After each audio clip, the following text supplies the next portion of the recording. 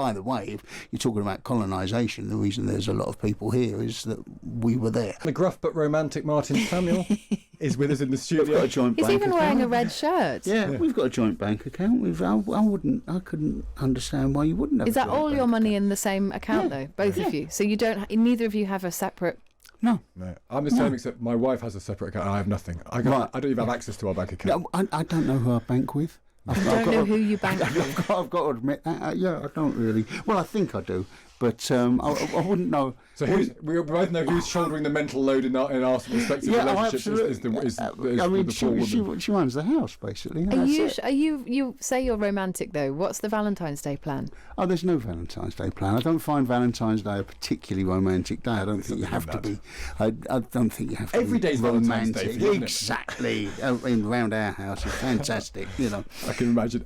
We're not talking about a lot of things, but there is a story that the Times has broken, which is a big football story. Thomas Tuchel set to stay as England manager until 2028, so that means they're trusting him in this World Cup, irrespective of what happens. They're keeping him. It means they're more frightened of losing him and not having a single idea in their heads than they are of keeping him, and him having a terrible World Cup. Yeah, absolutely. We had one of our sports reporters, I think it was Charlotte, said a couple of weeks ago she had a slight view that Man United might be keeping Carrick just on a short-term deal because they had an idea that Tuchel could have come available in the summer. So that does affect things like Premiership jobs, doesn't it? Yeah, it does. The FA were bumped into giving Ericsson a new contract once when he was spied in negotiations with, I want to say, Chelsea. Peter Kenyon, I think it was Peter Kenyon at Chelsea. So they were bumped into that. They were bumped into giving Fabio Capello a new contract, and we all know how well that worked out, because of interest from Inter Milan. Now, with Tuchel, there's so many big clubs have got rid of their manager this season. Another one yesterday, Tottenham. And they will be looking at it Forest thinking... is a big club, though. Yeah, I thought you were going to say Forest. Nottingham Forest are a big club, but it's just that they're not, at the level of, say, Manchester United. But so they're jittery. They're jittery. I mean, they don't have too many ideas at the FA, but they've got this one, and they think Tuchel's the man. And do you? Look, we haven't actually beaten anyone under Tuchel that had ranked higher than 39th in the world. Where are we ranked in the world? We're in the top 10. Oh, somewhere. okay, so we're pretty good. Look, it's not. It's It's a bit gloomy. We are. Well, I'm not. Look, exactly. Gruff, romantic, but slightly gloomy. But look, it's just. I don't understand why you would go this early. Yeah.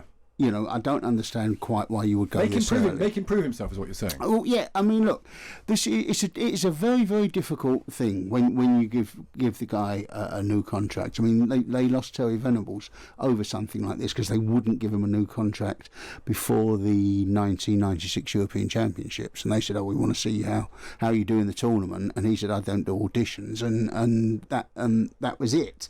Can I ask whether there's a psychological aspect of this, because if you are going into a really big tournament and the pressure's on, as you say, we've not beaten anyone in a while. I don't know Thomas Tuchel at all, but is he the kind of guy that his performance might be improved by having a bit of protection to know that he's not going to be sacked no matter what happens? I don't think it would necessarily matter to him that much. It doesn't make a difference on performance. I think it's more about them than him. If you know what I mean. Look, he's a good manager. He's a very, very good manager. And so far his record has been, you can't do any more than win every single competitive game you've played. But let's see. But we've played one half decent team, which is Senegal, and they beat us 3-1. And so you look at that and think, okay. Let's talk about Jim Ratcliffe, because I can't tell you how we started this conversation at 6 o'clock this morning, and we've been almost overwhelmed with responses. And there's two responses, Martin. One is, he lives in Monaco, he runs a football team full of immigrants. What on earth is it to tell us how our country works? I'd say the predominant one, though, has been he's making an argument about integration that many people in Westminster are terrified to have. He grew up in the north. He grew up in small communities. He wasn't given money. He's made his money. No. He's entitled to have an opinion. Yeah, I mean, it's. I was looking at a lot of the comments on it, not just in our newspaper, in other newspapers, and you're looking at this and thinking, this is quite problematic actually, because a lot of the politicians are jumping up and down saying he's got to apologise, he should apologise. Keir Starmer said it. I think Andy Burnham has come out and said it as well today, or certainly spoken in that sort of vein. And then you look at the reaction of the people, so to speak. And he's not actually that out of line with what a lot of people think. And then you begin to get into so what have you got to apologise for? Having an opinion. Yeah. They use the word colonisation. Colonisation. The word is not a pleasant word without a shadow. And by the way, if you're talking about colonisation, the reason there's a lot of people here is that we were there. So that's Stuart Hall said, "We are here because you were there." Yeah. So when you're talking about who colonised who, I think we got the jump on everybody there, but. At the same time, it's quite interesting because you look at the sort of political class and their reaction to it, and then you look at the rest of the country and their reaction to it, and they're very, very different. What will Manchester United's reaction be to it? Will it matter to them? As a club, well, he is Manchester United. He is the club. He's not going to put out a statement condemning himself. No, but I guess the players might have a view. Well, the players might have a view. How interesting would it be if Rashford was still there? Well, if you look at, I was at the Manchester United game on Tuesday night, and if you looked at their team sheet, they used 14 players, and if you took out the immigrants, so to speak, I think they've got 2 left. Because I wouldn't include Kobbie Mainoo because both of his parents are Ghanaian.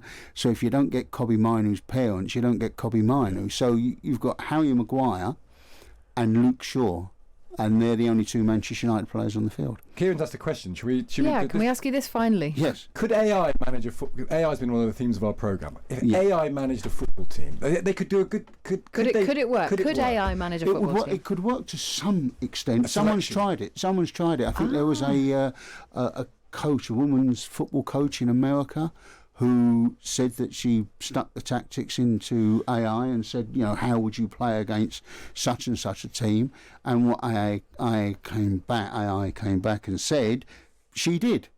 And I think they won.